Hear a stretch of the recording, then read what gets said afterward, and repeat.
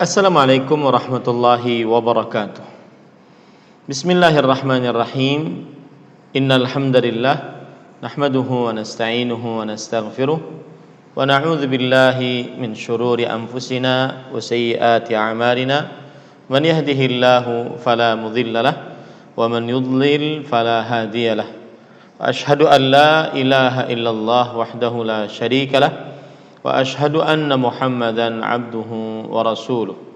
Ya ayyuhalladzina amanu taqullaha haqqa tuqatih wa la tamutunna illa wa antum muslimun.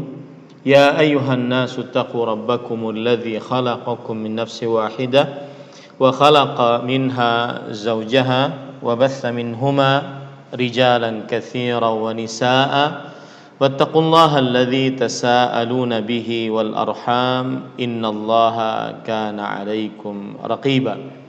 Ya ayyuhalladzina amanu taqullaha wa qulu qawlan sadida yuslih lakum a'malakum wa yaghfir lakum dhunubakum wa man yuti'illaha wa rasulahu faqad faza fawzan 'azima. Amma ba'd. Fa inna asdaqal hadithi kitabullah wa ahsanul hadi hadi Muhammadin sallallahu alaihi wa ala alihi wasallam wa syarral umuri muhdatsatuha wa kullu muhdatsatin bid'ah wa kullu bid'atin dhalalah wa kullu dhalalatin finnar. Alhamdulillah, kita bersyukur pada Allah Subhanahu wa taala pada hari ini, hari yang paling mulia di dalam sepekan 21 Rajab 1442 Hijriah, kita dimudahkan oleh Allah Subhanahu wa taala untuk duduk bersama mengkaji ayat-ayat suci Al-Qur'an dan hadis-hadis Rasul sallallahu alaihi wa ala alihi wasallam dalam program yaitu konsultasi syariah bersama Radio Hidayah 103.4 FM. Salawat dan salam semoga selalu Allah berikan kepada Nabi kita Muhammad sallallahu alaihi wa ala alihi wasallam, pada keluarga beliau, para sahabat serta orang-orang yang mengikuti beliau sampai hari kiamat kelak. Dengan nama-nama Allah yang husna dan sifat-sifatnya yang ulia, kita berdoa, Allahumma inna nas'aluka ilman nafi'an wa rizqan tayyiban wa amalan mutaqabbala. Wahai Allah, sesungguhnya kami mohon kepada Engkau ilmu yang bermanfaat, rezeki yang baik dan amal yang diterima. Allahumma amin. Ahibati hafizakumullah, kaum muslimin yang saya cintai karena Allah, sebelum kita melakukan konsultasi syariah, maka saya akan menjelaskan tentang bahwa ucapan la ilaha illallah tidak bermanfaat jika tidak mengumpulkan syarat saat mengucapkan la ilaha illallah tersebut. Ucapan la ilaha illallah tidak bermanfaat jika tidak mengumpulkan syarat-syarat saat mengucapkan la ilaha illallah tersebut. Kaum muslimin, semoga kita senantiasa diberi petunjuk oleh Allah Subhanahu wa taala. Ketahuilah bahwa sebaik-baik ucapan, seagung-agung ucapan, ucapan yang paling bermanfaat, ucapan yang paling tinggi kedudukannya adalah ucapan kalimat tauhid, la ilaha illallah. Dia adalah tali yang sangat kokoh. Ucapan la ilaha illallah adalah kalimat yang menunjukkan kepada ketakwaan. Ucapan la ilaha illallah adalah rukun yang paling agung dari rukun agama Islam. Ucapan la ilaha illallah adalah cabang yang paling penting dari cabang-cabang keimanan. Ucapan la ilaha illallah adalah kemenangan yang mendatangkan masuk surga dan selamat dari api neraka. Karena la ilaha illallah lah Allah Subhanahu wa taala menciptakan seluruh makhluk. Karena la ilaha illallah lah Allah Subhanahu wa taala menurunkan kitab-kitab suci, mengutus para rasul, dan ucapan kalimat la ilaha illallah adalah ucapan yang merupakan kunci kebahagiaan dunia akhirat. Ucapan kalimat la ilaha illallah adalah pokok agama, pondasi dasar agama Islam, dan sumber perkara di dalam agama Islam. Ucapan la ilaha illallah adalah disaksikan oleh Allah, oleh para malaikat, dan juga orang-orang yang berilmu. Allah berfirman dalam surat Ali Imran ayat 18, syahidallah, Allah bersaksi, annahu la ilaha illa huwa, bahwa tidak ada ilah, Tuhan yang berhak diibadahi selain Dia. Wal malaikatu wa ulul ilmi qa'iman bil qisti, dan juga para malaikat, orang-orang yang berilmu, berdiri bersaksi dengan keadilan bahwa la ilaha illa huwa al-azizul hakim. Tidak ada ilah, Tuhan yang berhak diibadahi melainkan Dia, Tuhan yang maha kuasa dan maha bijaksana. Syekhul Islam Ibnu Taimiyah rahimahullah, beliau berkata menjelaskan tentang keutamaan la ilaha illallah wa fadailu hadhil kalimati wa haqa'iquha wa mawqi'uha minad dini fawqa ma yasifuhu al-wasifun wa ya'rifuhu al-'arifun wa hiya ra'sul amri kulluh. Keutamaan ucapan ini, hakikatnya, dan juga kedudukannya dari agama di atas apa yang disifati oleh orang-orang yang mensifati tentang keutamaan la ilaha illallah, dan di atas apa yang diketahui oleh orang-orang yang mengetahui tentang la ilaha illallah. Dia adalah pokok segala perkara seluruhnya. Oleh karena itu, wahai kaum muslimin yang saya cintai karena Allah, ketahuilah bahwasanya la ilaha illallah tidak akan diterima dari orang yang mengucapkannya, dan tidak akan bermanfaat kecuali jika menunaikan hak la ilaha illallah, kewajiban dari la ilaha illallah, menyempurnakan syarat-syarat la ilaha illallah yang disebutkan di dalam Al-Quran ataupun hadis Rasul sallallahu alaihi wasallam. Dan syaratnya ada 7, wajib atas setiap muslim mempelajarinya dan mengamalkannya. Maka bukan hanya sekedar seorang muslim untuk menghitungnya, menghafalnya saja, akan tetapi juga dia diwajibkan untuk mengamalkannya agar benar-benar menjadi la ilaha illallah. Sungguh banyak orang yang mengucapkan la ilaha illallah, sungguh banyak orang yang hafal syarat la ilaha illallah, tetapi kita harus memperhatikan apakah kita termasuk orang yang menyempurnakan syarat la ilaha illallah tersebut dengan mengamalkannya sehingga benar-benar termasuk orang yang ahli la ilaha illallah, ahli tauhid. Syarat-syarat ini sudah disebutkan oleh para ulama salafus saleh dan mereka sudah memperingatkannya. Nah, ini saya angkat tema ini karena kenapa? Karena ada sebagian yang berpendapat apapun yang kita kerjakan selama kita sudah mengucapkan la ilaha illallah, pokoknya tenang wae. Nah, ini tidak benar. Orang yang mengucapkan la ilaha illallah harus menyempurnakan syaratnya. harus menyempurnakan syaratnya. Dan ini sudah disinggung oleh para ulama salafus salih, di antaranya Imamut Tabi'in Al-Hasan bin Al-Yasar Al-Basri rahimahullah. Beliau berkata, "Inna nasan yaquluna man qala la ilaha illallah dakhala al-jannah." Ada sebagian orang mengucapkan ada sebagian orang mengucapkan bahwa barang siapa yang mengucapkan la ilaha illallah pasti masuk surga. Maka kemudian beliau berkata, "Man qala la ilaha illallah fa adda haqqaha wa fardhaha dakhalal jannah."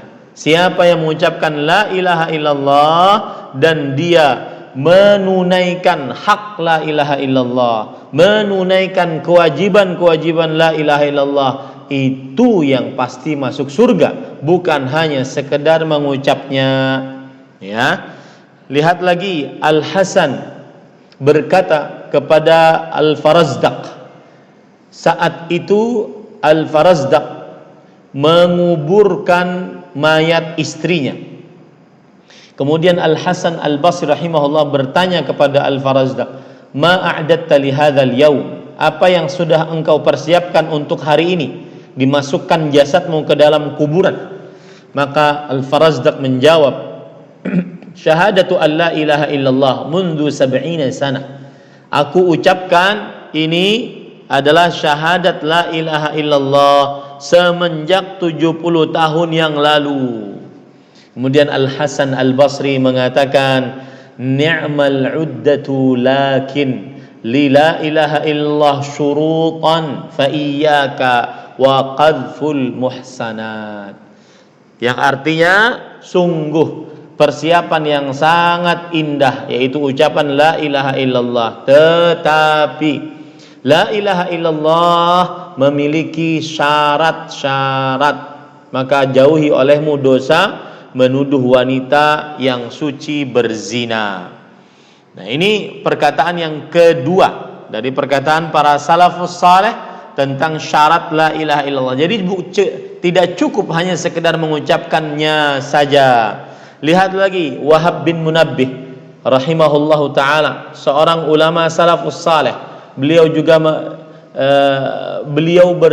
berkata bagi siapa yang menanyai kepada beliau, "Alaysa miftahul jannah la ilaha illallah?" Wahai Wahab bin Munabbih. Wahab bin Munabbih ini beliau adalah ulama Islam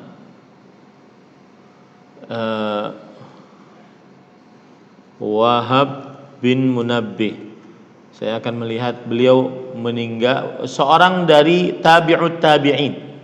Seorang dari tabi'ut tabi'in. Dan beliau wafat pada tahun 110-an Hijriah. Tabi'ut tabi'in. Wafat dari tahun 110-an Hijriah. Ada yang mengatakan beliau adalah tabi'in, yaitu dari kalangan tabi'in tingkatan pertengahan, ya. Wahab bin Munabbih berkata kepada siapa yang bertanya kepada beliau, "Bukankah kunci surga la ilaha illallah?" "Iya," kata beliau. "Bala, walakin ma min miftahin illa lahu asnan." Ya, akan tetapi tidak ada kunci kecuali ada gerigi kuncinya. Fa in ataita bi miftahin lahu asnan futihalak. Jika engkau datang dengan kunci yang mempunyai gerigi, maka surga akan dibukakan untukmu. Wa illa lam yuftahlak. Kalau tidak, hanya sekedar kunci tidak ada geriginya, maka tidak akan dibukakan untukmu. Yushiru bil asnan ila syuruti la ilaha illallah. Maka beliau mengisyaratkan bahwa gerigi-gerigi kunci tersebut adalah syarat la ilaha illallah yang wajib untuk dikerjakan bagi siapa yang mengucapkannya. Ya. Dan syarat la ilaha illallah ada 7. Yang pertama, berilmu, memahami makna dari la ilaha illallah. Di dalam la ilaha illallah ada penetapan, Ada peniadaan, meniadakan Tuhan apapun, siapapun selain Allah. Kemudian ada penetapan, menetapkan hanya Allah yang Tuhan yang paling berhak. Itu yang dimaksud dengan ilmu. Yang kedua, yakin, yang bertentangan dengan keraguan-raguan.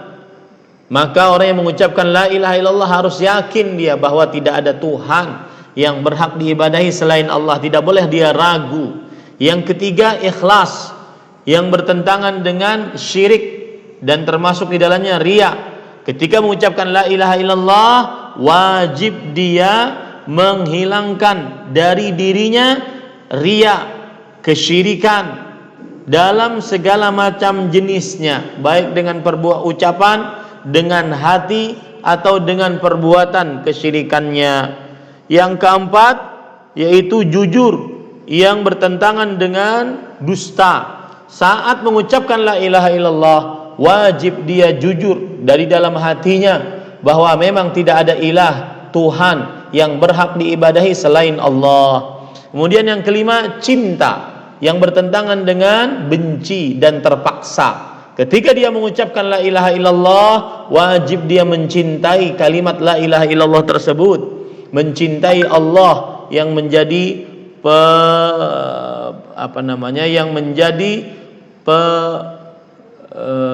penciptanya, Tuhannya, tiada sekutu bagi Allah. Yang keenam yaitu al-inqiyad, yaitu tunduk patuh hanya kepada Allah Subhanahu wa taala. Orang yang mengucapkan la ilaha illallah, maka dia wajib taat hanya kepada Allah, baik dalam mengerjakan perintah yang diperintahkan oleh Allah atau menjauhi larangan yang dilarang oleh Allah Subhanahu wa taala. Yang ketujuh yaitu al-qabul, menerima, bertentangan dengan kata menolak. Siapa yang mengucapkan la ilaha illallah, dia menerima apapun yang diperintahkan oleh Allah, menerima apapun yang disyariatkan oleh Allah, menerima apapun yang sudah ditakdirkan oleh Allah.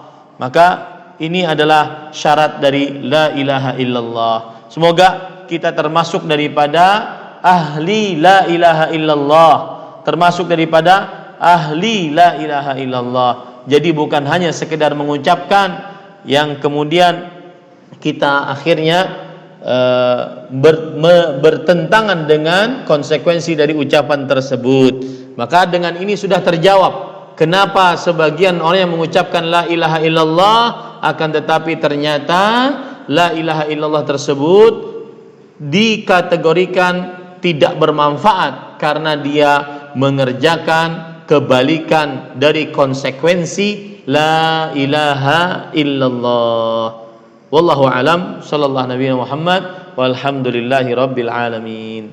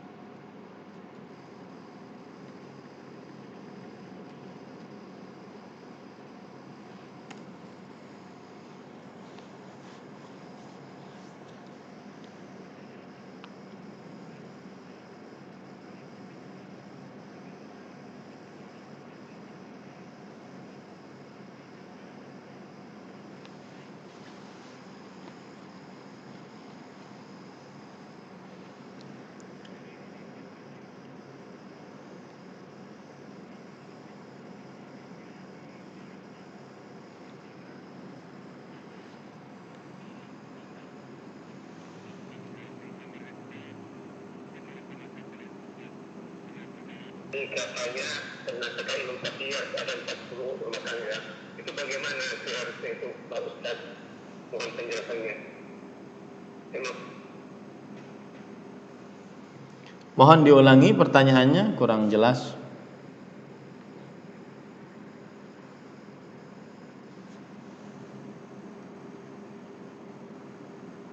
Ada masjid yang jamaahnya tidak melebihi dari 40 orang. Jadi apakah bisa melaksanakan sholat Jumat berjamaah atau tidak, Ustaz? Taib. Bismillah walhamdulillah wassalatu wassalamu ala Rasulillah wa ala alihi wa sahbihi wa man wala. Adapun permasalahan hukum sholat Jumat tidak sampai kepada jumlah bilangan 40 orang, maka ini terjadi khilaf di antara para ulama, bahwasanya ada yang mengatakan sholat Jumat harus 40 orang, ada yang mengatakan sholat Jumat tidak harus 40 orang. Maka jawabannya adalah sah sholat Jumat dilakukan tanpa mengumpulkan 40 orang, menurut pendapat yang lebih kuat dari para ulama rahimahumullahu ta'ala. Dan walaupun ini hanya sebatas ada imam, khatib, kemudian makmum 2 orang yang menunjukkan itu jumlahnya banyak dan mereka hadir di dalam hal tersebut, maka ini menunjukkan diperbolehkannya seseorang untuk masuk ke dalam sholat Jumat tersebut. Adapun syarat 40 orang, maka ini adalah tidak benar dan pendapat yang lemah, yang marjuh menurut para ulama rahimahumullahu ta'ala, dan tidak mengapa mengerjakan sholat Jumat kurang daripada 40. Begitu juga sholat berjamaah kurang daripada 40. Dan sekali lagi ini adalah pendapat yang diambil. Dalil-dalil yang menunjukkan akan hal ini, bahwasanya sholat Jumat bisa dikerjakan hanya dengan imam dan makmum, yaitu Allah berfirman dalam surat Al-Jumu'ah ayat 9, idza nudiya lis-salati min yaumil jum'ah fas'au ila dzikrillah wa dzarul bai'. Jika dikumandangkan salat di hari Jumat berjamaah. Nah, ini pendapat yang dikuatkan. Jadi wallahu alam, Jumat sah apabila kurang dari 40 orang. Wallahu alam. Naam.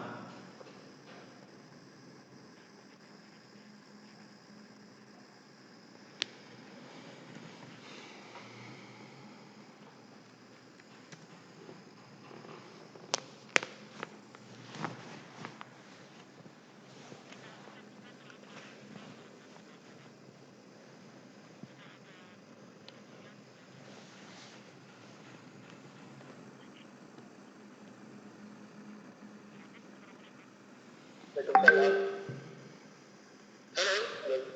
Ya, salam. Dengan siapa Bapak, di mana? Dan Abu Bukan di Kampar. Abu Bukan. Abu apa? Ya, silahkan Pak, silahkan. Silakan Bapak, pertanyaannya. Bagaimana dia mendonorkan mata untuk orang Bagi Bagaimana hukumnya mendonorkan mata kepada seseorang? Men, Ini sama apa? Hukum apa? Hukum apa? mendonorkan mata saudara. Oh, mendermakan mata. Oke. Nah. Waalaikumsalam warahmatullahi wabarakatuh. Bismillah walhamdulillah wassalatu wassalamu ala Rasulillah wa ala alihi wa sahbihi wa man walah. Apa hukumnya mendonorkan mata ataupun anggota-anggota tubuh lainnya? Maka jawabannya adalah permasalahan ini terjadi khilaf di antara para ulama. Ada dari mereka yang memperbolehkannya, ada dari mereka yang tidak berpendapat di dalamnya, dan mendonorkan anggota tubuh seperti liver, seperti tangan, kaki, mata, ya. Maka para ikhwan yang dirahmati oleh Allah Subhanahu wa taala,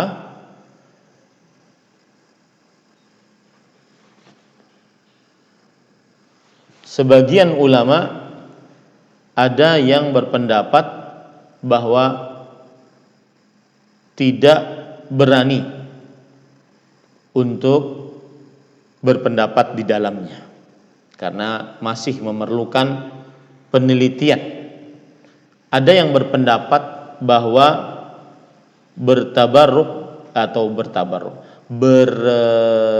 mendonorkan anggota tubuh boleh dengan 3 syarat setelah kematian, ya, setelah kematian.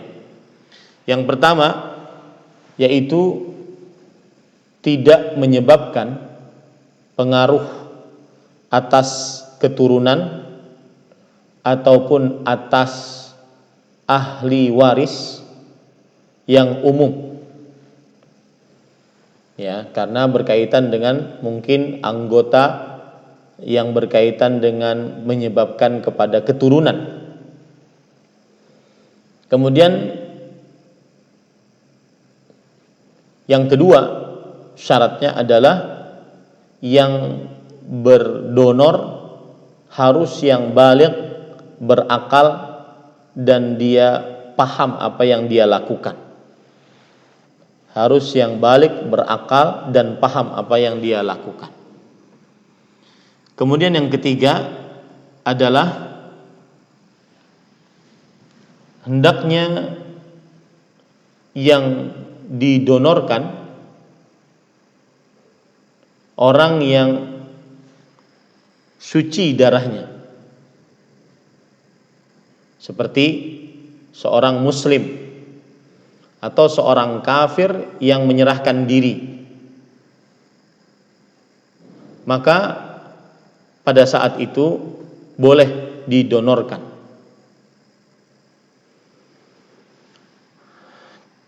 Kemudian yang keempat syaratnya adalah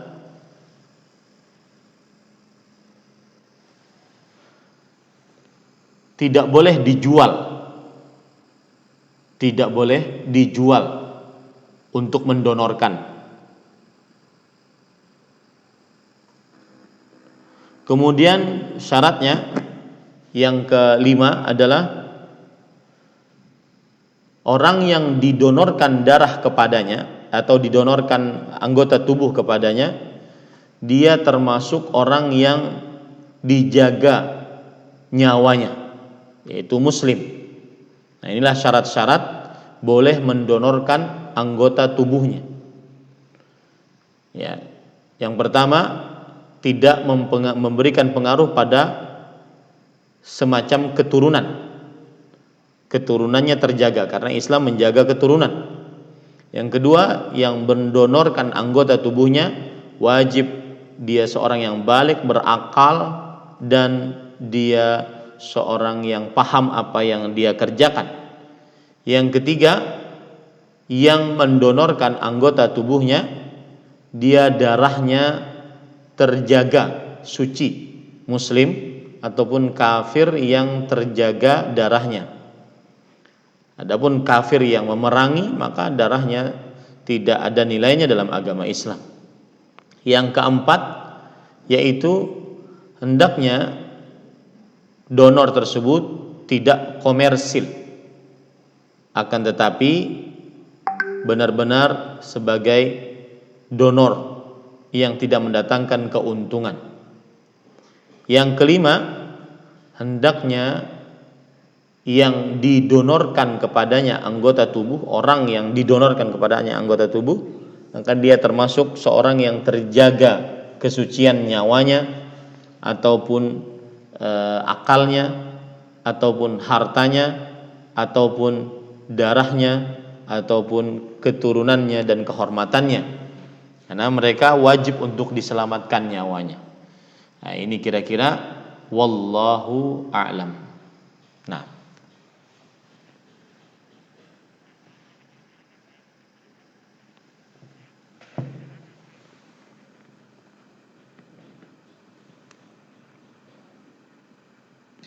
Dan kalau sama dengan Anda berapa kita beri kesempatan dulu bertanya dari pemirsa MKSS TV. Ya, pertanyaan dari pemirsa MKSS TV. Ustaz ingin bertanya, afwan di luar tema. Mohon nasihatnya Ustaz, apa yang harus dilakukan jika pengurus kajian atau pengelola kajian sedang putar Ustaz? Terkadang kita merasa jenuh saat merekam video kajian, membuat poster atau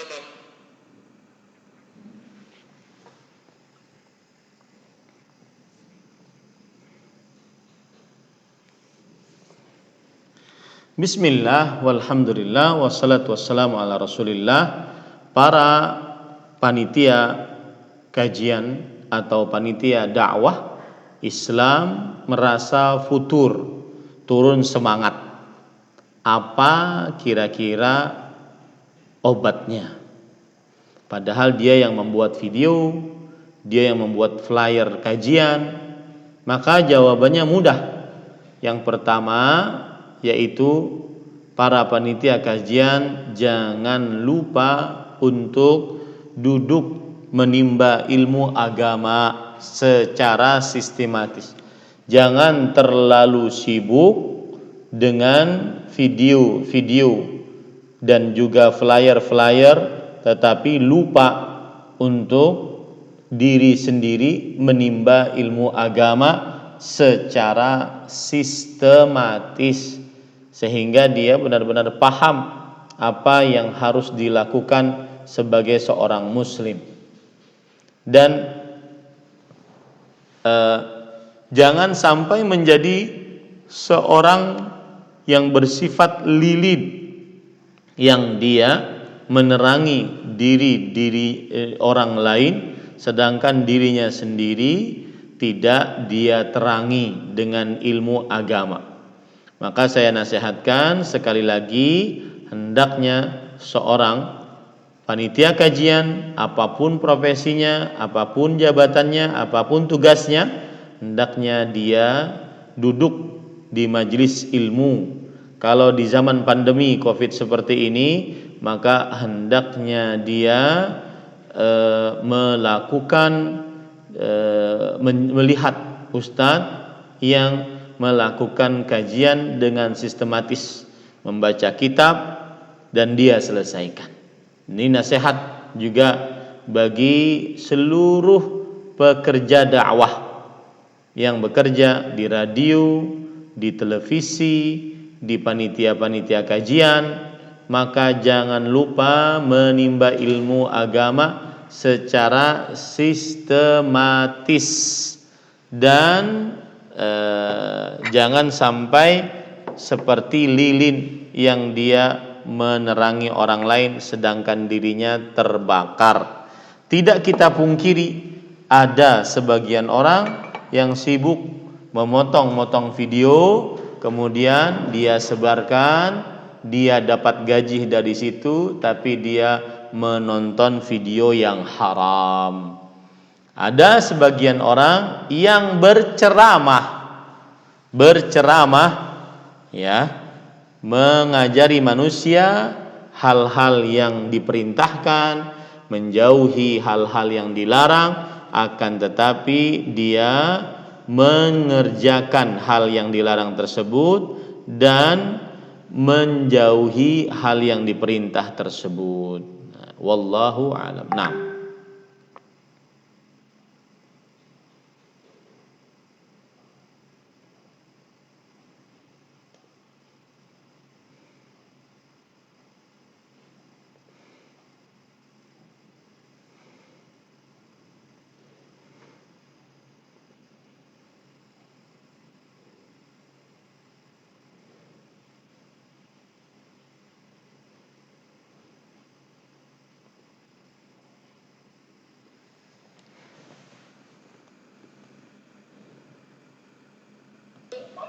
Silakan yang ingin bertanya melalui layanan interaktif.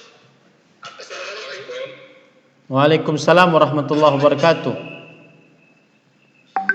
Ya, Pak Rusdi dari Argentina. Ya, silakan Pak Rusdi. Saya ingin bertanya mengenai judul Pak Ustaz tadi, ya, mengenai la ilaha illallah. Jadi seandainya ada seseorang non muslim, dia melafazkan la ilaha illallah, apakah dia sudah dinyatakan menganut Islam? Itu saja pertanyaannya. Terima kasih atas jawabannya. Bismillah, walhamdulillah, wassalatu wassalamu ala rasulillah wa ala alihi wa sahbihi wa man walah. Apabila ada seorang kafir tidak beragama Islam, lalu dia mengucapkan la ilaha illallah, maka ketika dia mengucapkan la ilaha illallah tersebut, apakah dia mengucapkannya atas dasar pengetahuan ataukah mengucapkannya tidak atas dasar pengetahuan? Apakah atas dasar keyakinan atau atas dasar keraguan-raguan? Apakah atas dasar keikhlasan ataukah masih melakukan kesyirikan? Jika dia mengumpulkan syarat la ilaha illallah, maka dia menjadi seorang muslim yang sebenarnya.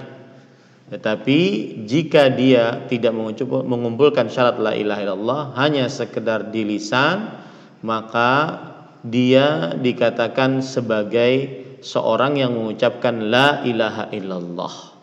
Tetapi jika ingin dikatakan sebagai seorang muslim yang hakiki, dia harus mengumpulkan syarat yang 7 tadi, dan syarat yang 7 tadi dikumpulkan oleh para ulama berdasarkan Al-Quran dan hadis-hadis Rasul Sallallahu Alaihi Wasallam. Kita ketahui bahwasanya memang syarat menjadi seorang muslim adalah mengucapkan dua kalimat syahadat. Jika dia paham artinya, maka dia sudah mencukupi masuk ke dalam la ilaha illallah. Paham artinya dan paham konsekuensinya. Nah, jika dia ingin menjadi ahli la ilaha illallah yang sebenarnya, yang dijanjikan masuk ke dalam surga, yang wajib dia kumpulkan adalah mengumpulkan syarat-syarat tersebut. Wallahu a'lam. Nah,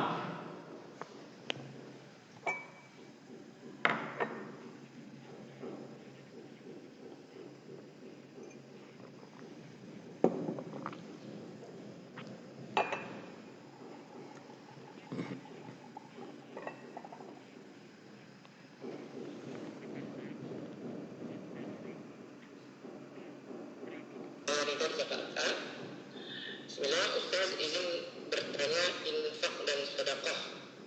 Apakah itu sama atau enggak ya Ustaz? Kalau beda, apa perbedaannya?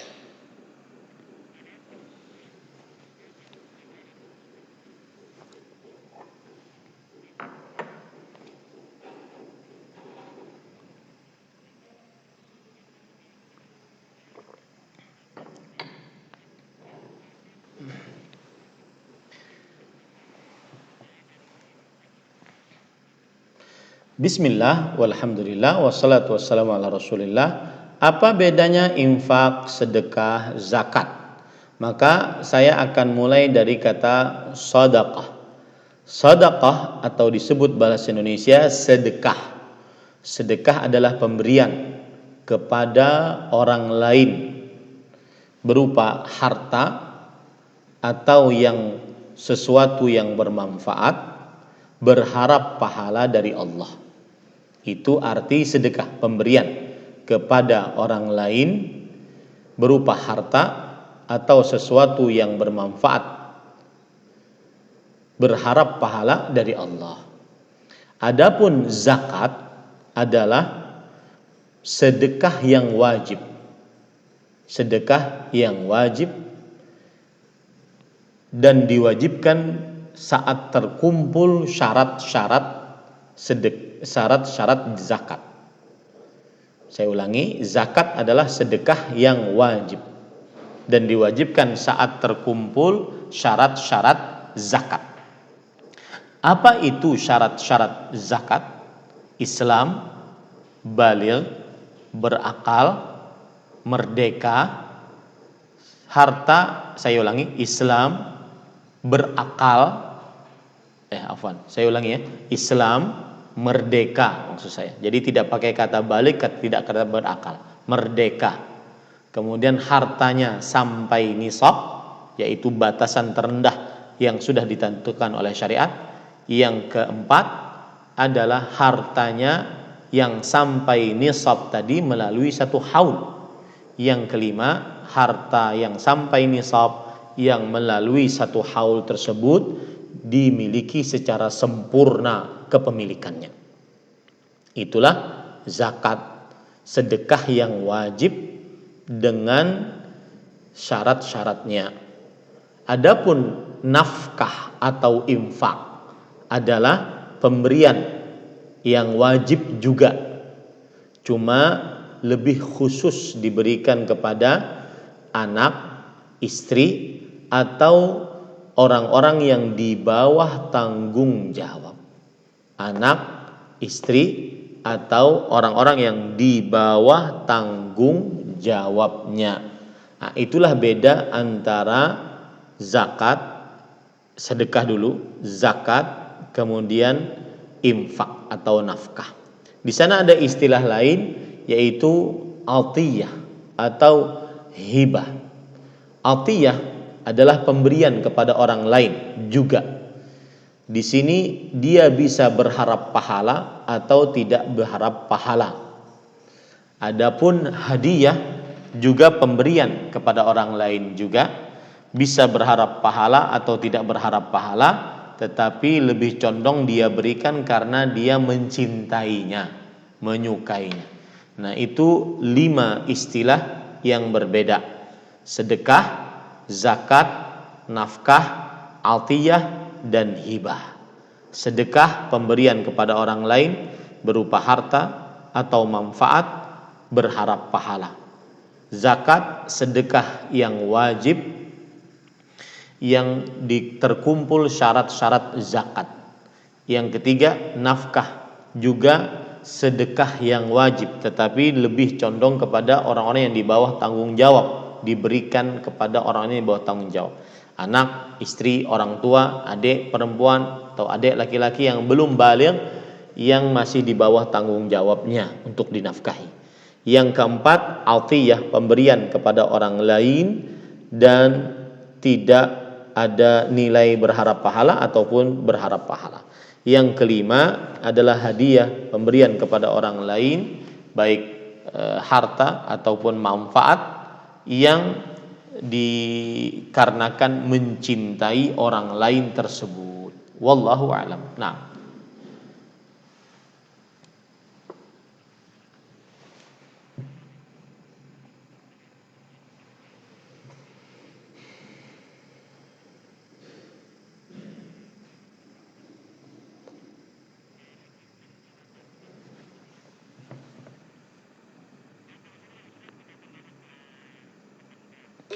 ada Bapak Alex di Pekanbaru yang bertanya, Bapak Alex di Pekanbaru yang bertanya, jika arah kiblat pada suatu masjid tidak tepat, apakah syah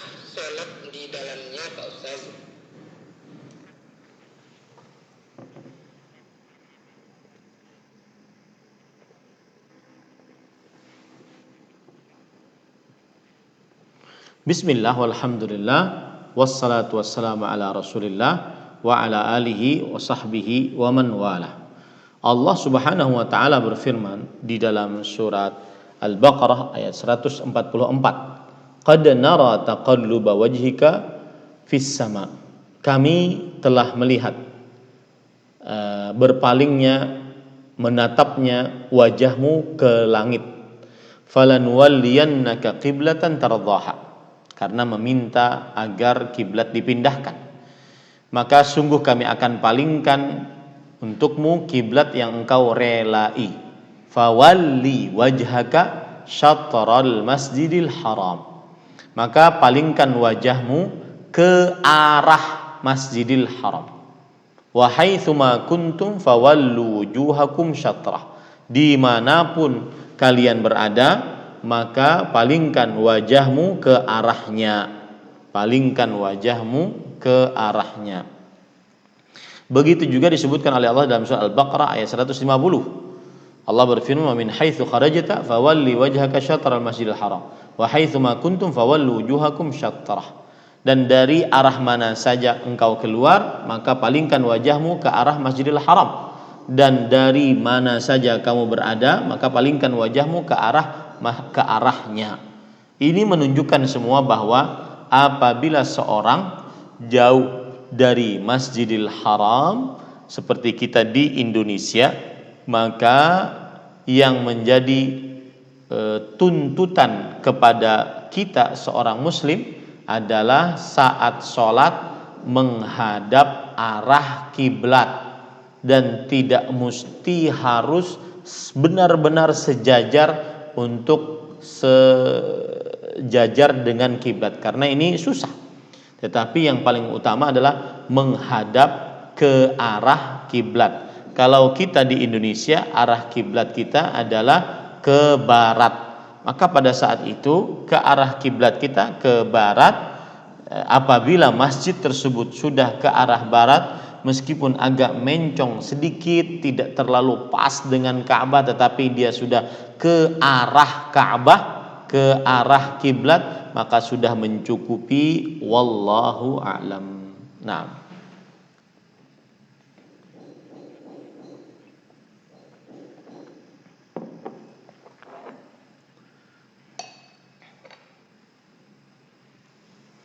ya, kalau seandainya dia sudah ke arah kiblat, maka tidak perlu untuk dirubah, ya.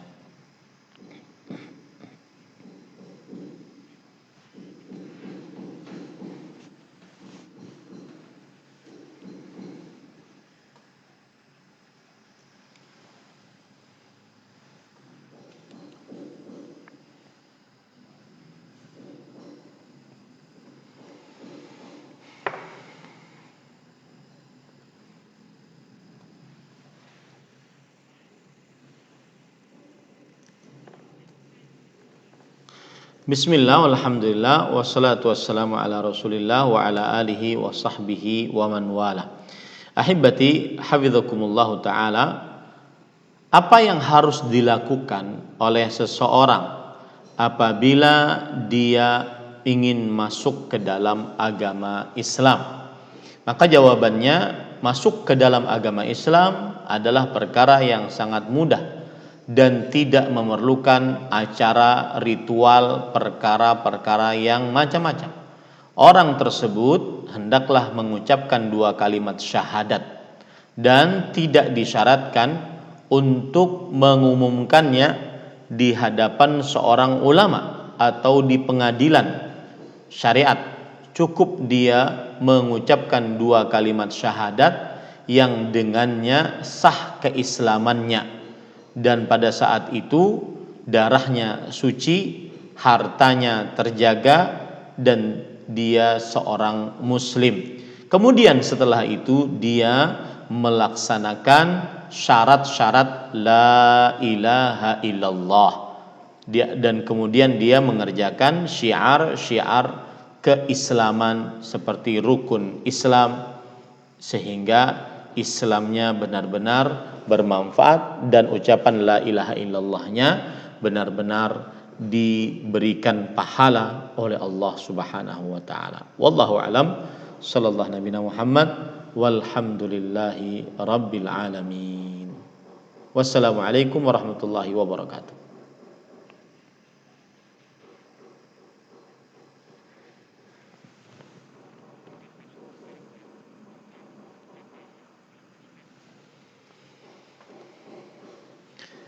Taib, kita ingin mengambil pertanyaan-pertanyaan dari mati dia.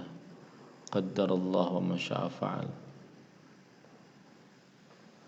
Taib, kita ingin ngambil dari pertanyaan-pertanyaan dari Instagram tadi sudah selesai dan juga Facebook ya.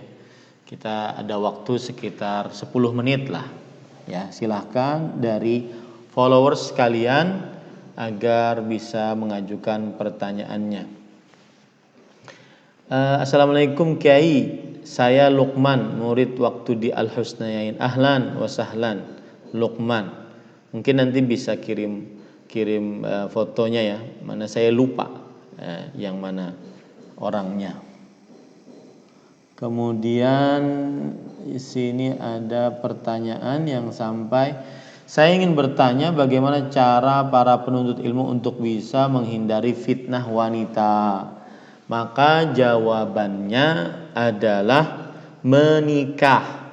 Ya, jawabannya adalah hendaklah menikah sehingga matanya terjaga, kemaluannya suci dari hal-hal yang diharamkan. Naam, kemudian selanjutnya, apa hukumnya membaca Al-Quran yang covernya sudah dimodifikasi jadi bunga-bunga misalkan? Maka jawabannya boleh saja, yang penting tidak merusak isi tulisan mushaf Al-Qurannya. Wallahu alam. Ustadz, bisa tidak diulang 7 syarat tersebut? Oh bisa. Ya, 7 syarat tersebut diantaranya yang disebutkan oleh para ulama rahimahumullah ta'ala adalah yang pertama dan paling utama yaitu berilmu. Artinya memahami apa yang ada dari ucapan la ilaha illallah. Kan dalam ucapan itu ada 2 rukun. La ilaha, kemudian illallah. La ilaha peniadaan, meniadakan Tuhan apapun siapapun selain Allah. Dan illallah penetapan, menetapkan hanya Allah yang paling berhak untuk diibadahi. Yang kedua yaitu yakin. Yang bertentangan dengannya adalah keraguan-raguan. Orang yang mengucapkan la ilaha illallah wajib yakin akan apa yang dia ucapkan, tidak boleh dia ragu-ragu apakah benar Tuhan ini sebenar-benarnya adalah Allah atau tidak, dia tidak boleh ragu. Yang ketiga ikhlas, yang bertentangan dengan kesyirikan dan riya. Ketika dia mengucapkan la ilaha illallah, konsekuensinya dia harus mengucapkannya dengan ikhlas, yaitu murni hanya karena Allah Subhanahu wa taala. 4 yaitu dia harus jujur dalam ucapannya tersebut, tidak boleh dusta. Apa yang dia ucapkan dengan lisan, maka itu yang tumbuh dari dalam hati. Kemudian yang kelima, dia wajib mencintai la ilaha illallah. Yang keenam, dia wajib tunduk patuh hanya kepada Allah ketika dia mengucapkan la ilaha illallah. Apapun perintah Allah, dia berusaha mengerjakannya. Yang dilarang oleh Allah, dia jauhi. Yang ketujuh yaitu al-qabul, artinya menerima apa saja yang sudah ditakdirkan oleh Allah, apa saja yang sudah ditetapkan oleh Allah dari syariat-syariat Islam. Tidak boleh dia menggerutu, menolak atau yang semisalnya. Wallahu a'lam. Pertanyaan selanjutnya, apakah istri yang punya tanggungan hutang puasa boleh cukup membayar fidyah saja atau harus dibayar puasa saja? Nah, jawabannya adalah hutang puasa istri ini apa dulu? Hutang puasa sang istri ini apa dulu? apakah hutang puasanya itu berbentuk karena dia haid kemudian punya hutang puasa, atau nifas karena akhirnya dia punya hutang puasa. Kalau dia hutang puasanya karena haid atau nifas, maka wajib diqadha, tidak boleh dibayar fidyah. Kecuali kalau seandainya dia tidak sanggup untuk mengerjakannya, dia boleh bayar fidyah. Kalau seandainya dia hutang puasanya karena bersafar atau karena sakit akut yang diharapkan cepat kesembuhannya, maka dia wajib mengqadha. Tidak boleh dia membayar fidyah kecuali kalau sudah tidak sanggup lagi. Kemudian kalau seandainya hutang puasanya itu disebabkan karena dia sakit kronis atau lemah, tidak sanggup untuk berpuasa, maka dia boleh untuk membayar fidyah. Adapun wanita hamil dan menyusui, khilaf di antara para ulama, hutang puasanya kalau seandainya karena hamil dan karena menyusui, maka Imam Ibnu Utsaimin mengatakan dibayar qadha karena dia persis seperti orang musafir ataupun orang yang sakit akut yang diharapkan cepat kesembuhannya. Wallahu a'lam. Kemudian ahibati hafizakumullah, cara bertanya langsung aja di kolom komentar sini ya. Ummu Anisa Faki, silahkan di kolom komentar sini bertanya bisa. Naam, kemudian selanjutnya memakai pakaian abaya atau langsung katanya lebih sesuai dengan Quran surat Al-Ahzab ayat 59 dibanding dengan baju atasan dan bawahan bagi wanita. Sebenarnya tidak ada ukuran yang seperti itu. Yang jelas syarat pakaian perempuan itu ada 8. Yang pertama adalah menutup seluruh tubuh kecuali wajah dan kedua telapak tangan. Kalau seandainya bisa menutup seluruh tubuh, maka baik pakai atasan atau bawahan, maka ini tidak menjadi ukuran. Yang kedua, tidak ketat. Dan yang ketiga, tidak tipis, transparan, memperlihatkan kulit tubuh dan anggota tubuh. Yang keempat, tidak memakai minyak wangi. Yang kelima, tidak menyerupai pakaian laki-laki. Yang keenam, tidak menyerupai pakaian wanita-wanita kafir. Yang ketujuh, bukan pakaian yang syuhrah, yang sangat mencolok baik warna ataupun juga jenis kainnya atau jenis jenis bentuknya sangat mencolok, yang disebut dengan pakaian syuhrah. Yang kedelapan, pakaian tersebut bukan perhiasan saat dipakai oleh perempuan di hadapan laki-laki yang bukan mahramnya, Nah, kemudian wallahu alam. Sampai sekarang di masa pandemi, apakah hukumnya bagi laki-laki untuk tetap melaksanakan sholat wajib di rumah saja? Maka jawabannya, semua yang masih mengkhawatirkan dirinya untuk tertular penyakit COVID-19, dia masih mempunyai uzur untuk tidak sholat di masjid, terutama bagi yang sudah mempunyai umur atau bagi yang mempunyai penyakit bawaan atau juga yang di daerahnya masih sangat kental atau rentan zona merah COVID-19. Semoga Allah Subhanahu wa taala segera mengangkat penyakit ini tanpa ada penundaan sedikit pun. Allahumma amin. Untuk bagaimana hukum khitan bagi anak perempuan? Hukumnya sunnah dan sebuah kemuliaan. Al-khitanu lil mar'ah makramatun lil mar'ah. Dia adalah pemuliaan bagi perempuan dan sunnah hukumnya. Dan apakah kita sebagai orang tua berdosa apabila anak perempuan kita tidak dikhitan? Tidak berdosa karena hukumnya sunnah. Wallahu a'lam.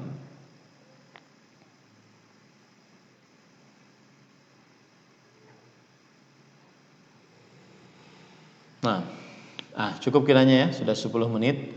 InsyaAllah kita lanjutkan pada pertemuan yang akan datang. Jazakumullahu khairan bagi followers Instagram, juga bagi friends dari Facebook. Semoga yang disampaikan bermanfaat. Apa yang baiknya dari Allah Subhanahu wa taala, apa yang buruk itu dari kami pribadi. Kita cukupkan dengan kafaratul majlis. Subhanakallahumma bihamdik, asyhadu an la ilaha illa anta, astaghfiruka wa atubu ilaik. Wassalamualaikum warahmatullahi wabarakatuh.